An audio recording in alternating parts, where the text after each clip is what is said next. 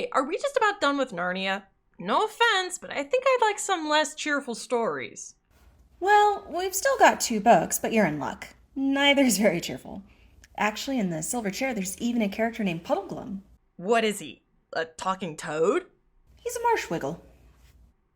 A what? Is that what you're making? No, I'm actually working on something else, and I'll show you when it's done. But for the story, Here we go again. the story once again starts in our world, in a place called the Experiment House. It's a school that boys and girls attend together. Not as common then. There's no discipline, and students can do as they like, which is great if you're a bully. Not so great if you're being bullied, and Jill was being bullied. You're right about one thing. The negotiations were short. This is not going to be a cheerful story. Yeah, well, okay. So Jill had decided to hide from the group of jerks in a place where she could have a good cry, but lo and behold, who should appear but Eustace Clarence Scrubb. I still think his parents hated him. Well, they didn't actually hate him, but his mom certainly thought the Pevensey kids had ruined him after their visit over the holidays. He was so different than before that everyone at the Experiment House noticed, making him a target too. Well, he started trying to cheer up Jill by telling her about his adventures in Narnia, but the bullies figure out where they are, and the two have to run. They're practically cornered against a door that is never unlocked. It's unlocked, isn't it? You know, I think you've read a book before. Not only is it unlocked, it opens to a bright, sunny place. And no, it isn't actually Narnia. Not quite. The two go through the door and find themselves on the edge of a cliff so freaking high that the large puffy clouds look like tiny little sheep far below. Jill starts showing off, standing near the edge, but Eustace is terrified of the height. The boy tries to pull her away and she pushes back. In the tussle, Eustace is pushed over the edge. Nope, don't like this. Heights freak me out. As Jill's freaking out, I don't even like airplanes. What kind of moron starts a shoving match on the edge of a cliff? would you calm down? At that very moment, a lion shows up. It kneels at the edge and starts blowing. Hey, Sam, what have you been up to? I think she's been watching the bees. Bye, Sam. Anyway, the lion eventually leaves and Jill is left on her own. She wanders for a bit and finds a river right next to where the lion is sitting. I give you 3 guesses who this lion is. I bet it's Aslan. Got it in 1. He had pulled the kids into his own country so they could find the missing Prince Rilian. He explains that Eustace is actually safe and Jill must now learn the 4 signs that will lead them to the prince. Sounds easy enough. Almost too easy. What are the signs? 1. As soon as Eustace lands in Narnia, he will meet an old friend he must talk to at once. 2. They must journey north from Narnia until they come to the ruined city of the ancient giants. 3. They shall find writing on a stone in the ancient city and do what it says. 4. They will know the lost prince, for he will be the first person they meet to ask them to do something in the name of Aslan. Oh yeah, super easy. What the heck? Clear as mud, right? Jill's job is to repeat these signs morning and night and follow them with no guarantee of finding Prince Rilian. In fact, even Aslan says if instead of when. Yeesh. So after teaching Jill the signs, Aslan, without a huff or a puff, blows Jill away. She finds herself flying very quickly over the sea, past the Lone Islands to Narnia. She finds Eustace quickly and asks if he recognizes anyone. He brushes her off in frustration, and they watch a king set sail. The man appears ancient. While trying to decide what to do, they are interrupted by Glimfeather the owl, who fills them in on general happenings. The old man who just left is Caspian, setting out on his last voyage to seek out Aslan. Jeez, wait, how much time passed to this time? Enough. Not only had Caspian married, he also had a son. One day, the prince, his mother, and others were all picnicking. The queen lay down to nap and was bitten by a snake. I'm out!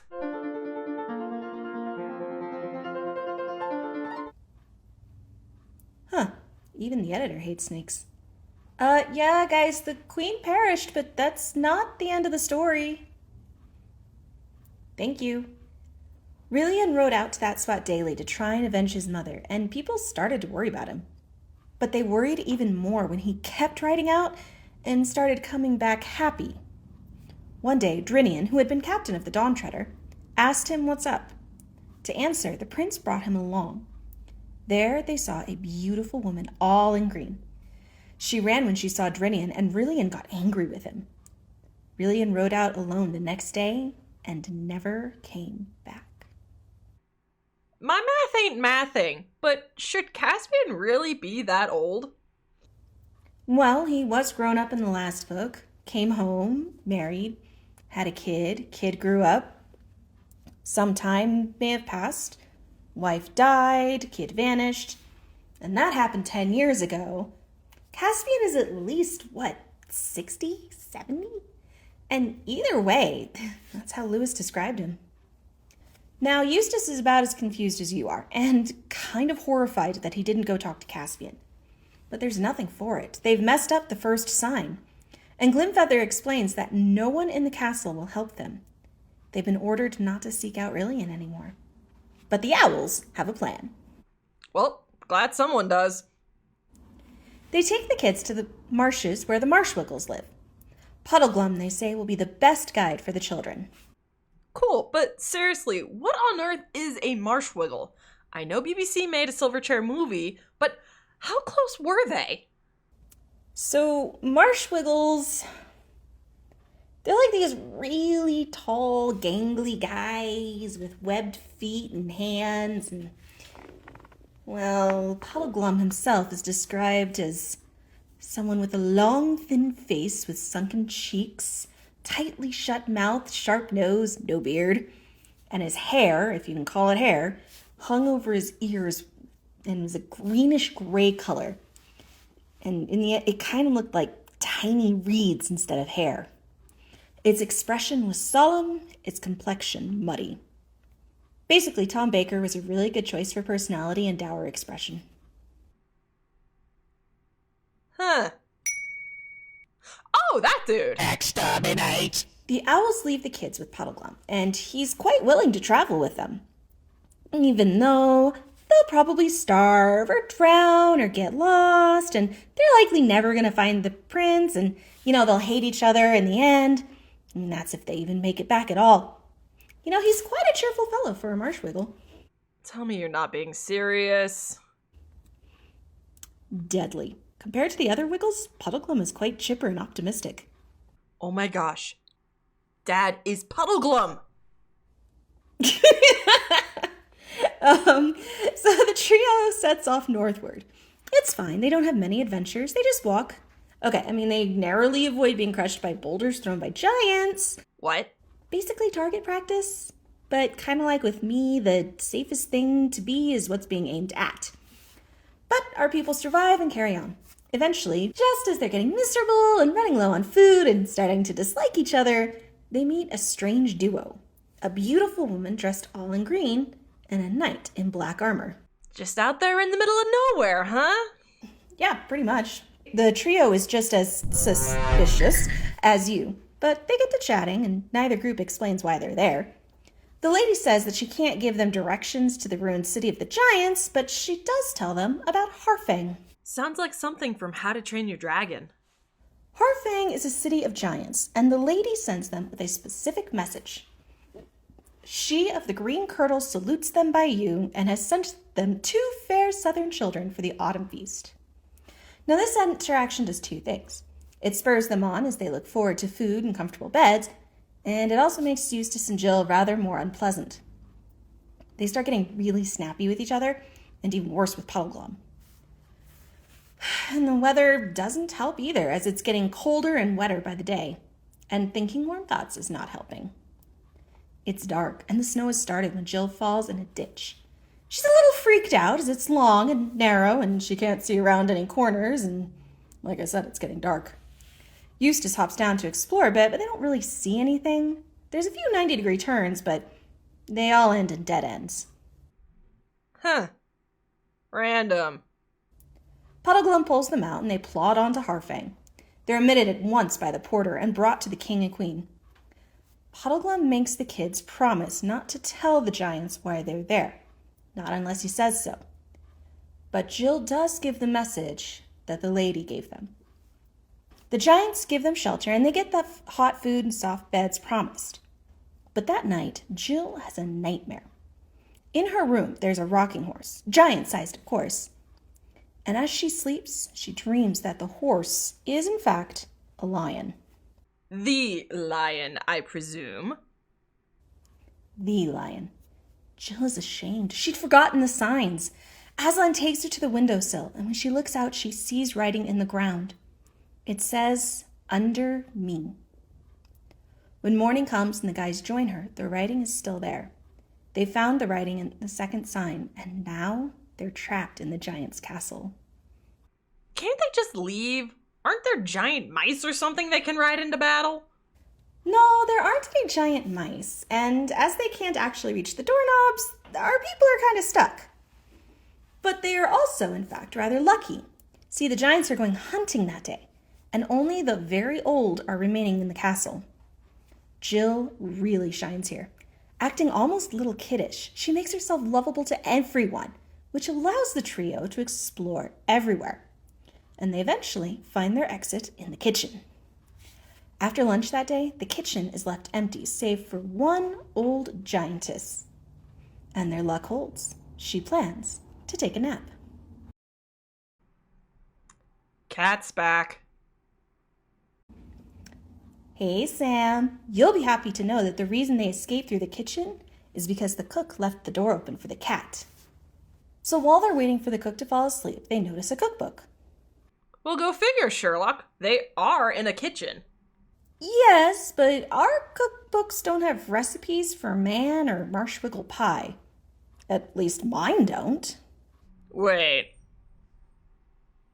Didn't the lady say the kids were for the feast? Wait, 4? She knew? Oh, she knew. Ew, gross. But the cook fell asleep and they were out. They're halfway to the words when the hunting party returns. The giants notice them almost immediately. Their feast is running away and they sick their dogs on the trio. The heroes run as fast as they can and find a hole in the ground.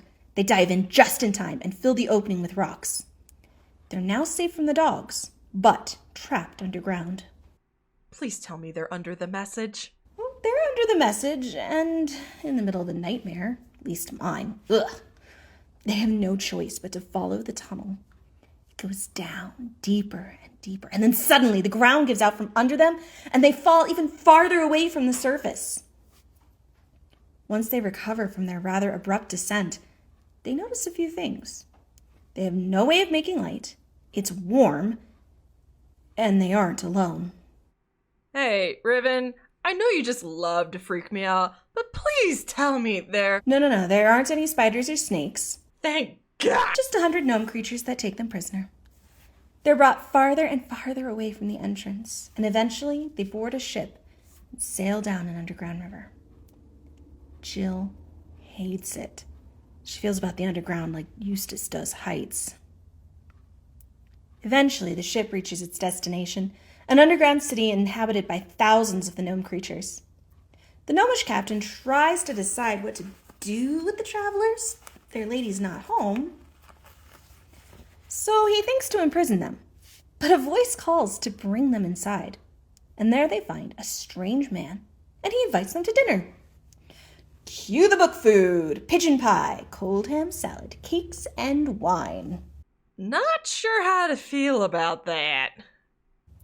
Yeah, it's pretty different from what we normally eat, but they learn a lot of different things, like how the words under me were part of a much longer passage, how this strange man who can't take anything seriously is under a spell, and the lady says the only cure is to take an overworld kingdom by surprise, conquer it, and set up the man as king. He thinks it's hysterical. Our people, not so much. But that doesn't matter in the end. He tells them more about his spell, that once a night for an hour or so, he goes crazy. He must be bound to a magical silver chair. Otherwise, he will attack any around him and turn into a snake. When the time approaches, the travelers are sent away with a choice. Once the strange man is imprisoned for the night, they could return to keep him company or rest for the night. They choose to return. When they come back, the man doesn't seem crazy anymore, nor does he seem so enamored with the still mysterious lady. No, he's sane and desperate to escape the chair. He pleads with them to release him in the name of Aslan. Wait, don't tell me. Yup, it's the fourth sign. The stranger is the missing Prince Rilian. They debate for a time about whether or not this is the legitimate sign, but in the end, Puddleglum sets him free. Rilian immediately grabs his sword and hacks the chair to pieces. Before they can make their escape, the lady arrives. Using a lute and some magic power, she begins to dupe them into questioning everything. Is there really an overworld? Is the sun real?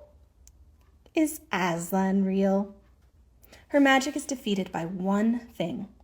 Puddleglum stamps out the fire she had thrown her magic powder in, ending the spell and making the whole place smell like burnt wiggle. I don't know whether to say ew or ow. Poor Wiggle. The witch is incensed. She transforms into a giant snake and attacks. Rilian barely defeats her. All her magic is ended. The gnomes, freed from her influence, start partying. The underground ocean rises. It's extremely dangerous now. They have to get to the surface. The gnomes have been digging to the surface and had almost made it. The quartet travel up the road to where the lady's army was to break through. They arrive at a dead end. But hang on, is it just a bit lighter here? Jill, being the smallest, climbs onto Puddleglum's shoulders. She starts saying something when, yoink, she's pulled right up through the ceiling. The others start preparing to figure out how to get up there to fight to get her back, but then Eustace is pulled up too. Pulled straight into Narnia.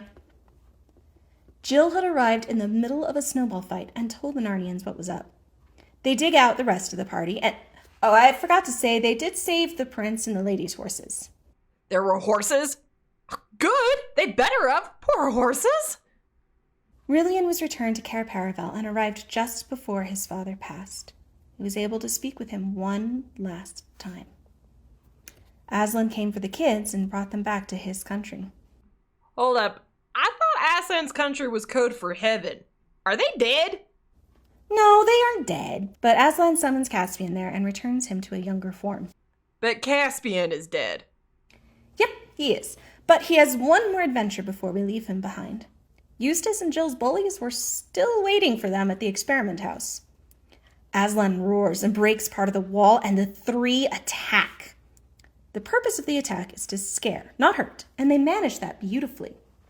After Caspian leaves and Aslan repairs the wall, many things happen, not the least of which the school gets new management. It's a much better place after that. Well, I guess I did ask for less cheerful, and I guess I got it. So what's the next book like? So anyway, I made a snake and an owl to go with this video. Check them out on Etsy. And if you have any craft or story requests, feel free to leave them in the comments. Hey, wait, no, you can't just leave me hanging! See you next time. I hate you sometimes.